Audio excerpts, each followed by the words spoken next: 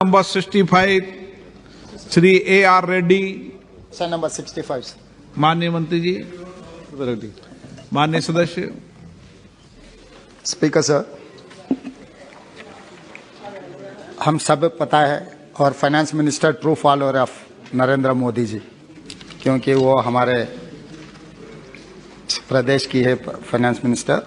I wanted to remember one statement which is made by Narendra Modi ji जब मुख्यमंत्री था, जब डॉलर वैल्यू रुपए में 66 रुपये था, तब नरेंद्र मोदी जी। प्रश्न पूछिए सर सर सर सर वो यही प्रश्न है सर। हाँ, वही प्रश्न मैं और नरेंद्र मोदी जी दोनों एक ही प्रश्न पूछना चाह रहे हैं सर। वही प्रश्न मैं पूछ रहा हूँ सर, मुझे मौका दीजिए बस। आप तो आपका प्रश्न पूछिए। सर मैं हमारा प्राइम मिनिस्टर है sir. I can coat, I can follow his direction for the economy. पूछिए प्रश्न का। Please sir. रुपया आईसीयू में पड़ा है। देश का दुर्भाग्य है कि दिल्ली सरकार ने ना देश को रक्षा की चिंता है। आपका प्रश्न है क्या सर आप यही प्रश्न है सर, यही प्रश्न है सर। आप किसी प्रश्न स्पीकर सर, आप इंटरप्शन मत कर सकते सर। बैठिए, आप एक मिनट बैठिए, एक मिनट बैठिए। Please sit down, please sit down, please sit down, please sit down, please. एक तो माननीय सदस्यगण, आप सदन के नेता हैं, सदस्यों को ये समझा दो, कभी स्पीकर पर टिप्पणी करके ये नहीं कहे कि आप इंटरफेरेंस नहीं कीजिए, ये मेरा अधिकार है। समझ गए ना आज की बात? मेरे पास अधिकार है। कभी नहीं होगा ऐसा। सुन लिए माननीय सदस्य, सबको बता रहा हूं। आप प्रश्न से पूछो, प्रश्न के संबंधित किसी प्रश्न काल में किसी के स्टेटमेंट को कोट करने की आवश्यकता, प्रश्न पूछो, जवाब माननीय मंत्री जी देंगे। हिंदी थोड़ा कमजोरी है। ना आप मुझे मौका दो। आपसे मौका मांग रहे हैं सर। हिंदी में बोले थे, इंग्लिश में भी नहीं बोले। मौका मांग रहे हैं सर। मौका मांगने का समय ऑन रिकॉर्ड है। मौका मतलब बोले। हाँ पूछो, आप, आपका अधिकार है, सबको मौका देता हूं मैं। स्पीकर सर, मैं आपका मेंबर हूं। मुझे कुछ दिक्कत हो गए तो मुझे रक्षा करने का आपका पूरी रक्षा करेंगे, रिस्पांसिबिलिटी है। पूरी रक्षा करेंगे। क्योंकि मैं छोटे गांव से चुनकर इतना दूर आया, आपके ऊपर बहुत उम्मीद लेकर आए हम, तो हमें रक्षा करना आपका जिम्मेदारी है सर। सर मैं ये कहना चाह रहा हूं सर, आज सरकार के चिंता ऐसा है कि इन लोगों का कुर्सी बचाने का चिंता है, ना रुपए गिरने का रोकने के लिए कोई चिंता नहीं है, कोई एक्शन प्लान नहीं है। जब 66 रुपीस में रूपी था, आईसीयू में चला गया। आज के तारीख में according to our finance minister reply 83 rupees 20 पैसा। आईसीयू से दो रास्ते हैं सर। एक रास्ता ठीक होकर घर पर आना, दूसरे रास्ता मार्चरी को जाना। तो ये 83 रुपीस 20 पैसा अगर रुपए का वैल्यू था डॉलर के, तो हम सीधा मार्चरी में चला जा रहा है। इसीलिए मैं ये पूछना चाह रहा हूं हमारे फाइनेंस मिनिस्टर से, अगर आईसीयू से घर लाने के लिए कोई एक्शन प्लान है क्या? वो उसके मेरा और नरेंद्र मोदी जी का एक ही सवाल है, कब घर पे लाएगा? और मेरा दूसरा, madam one more question, supplementary sir supplementary दूंगा आपको।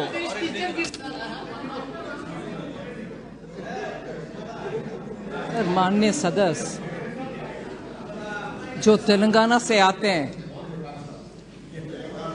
उनकी हिंदी कमजोर बोल रहे हैं, मेरा हिंदी भी कमजोर है, फिर भी कमजोर हिंदी को कमजोर हिंदी में जवाब दे रही हूं सर। आईसीयू में, सॉरी,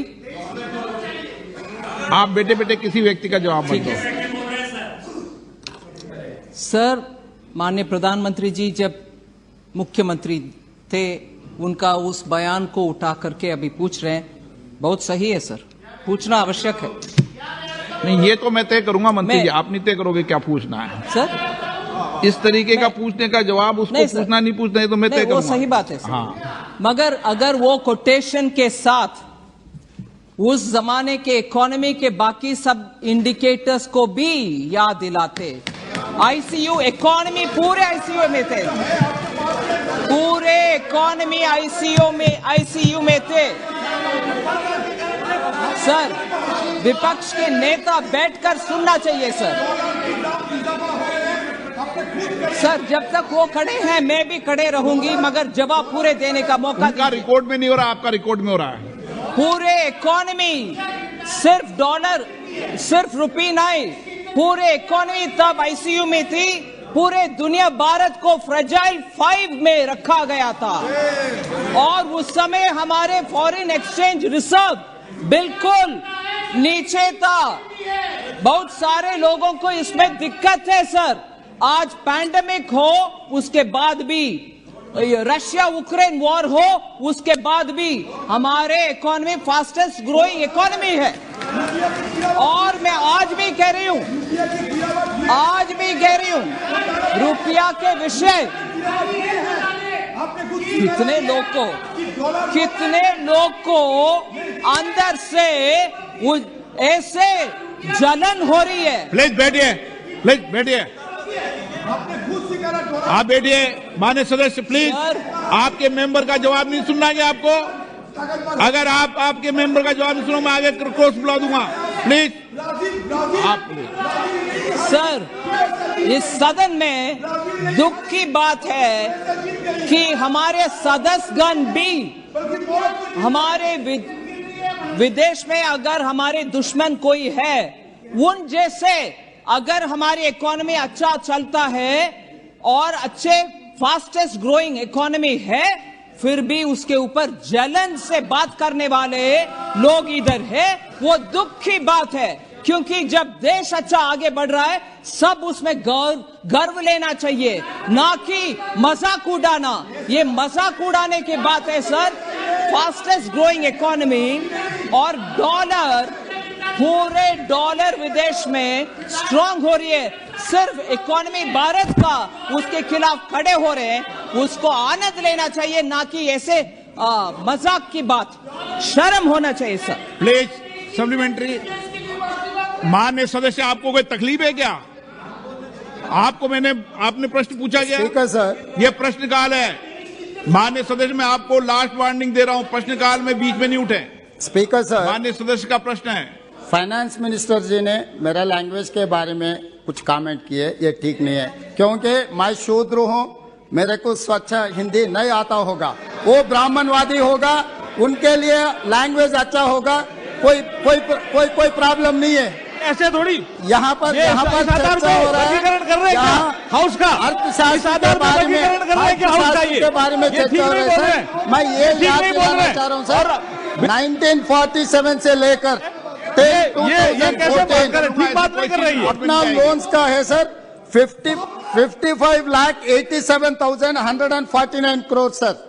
8 साल में नरेंद्र मोदी जी सरकार ने इतना बारोइंग किए 18,744 करोड़।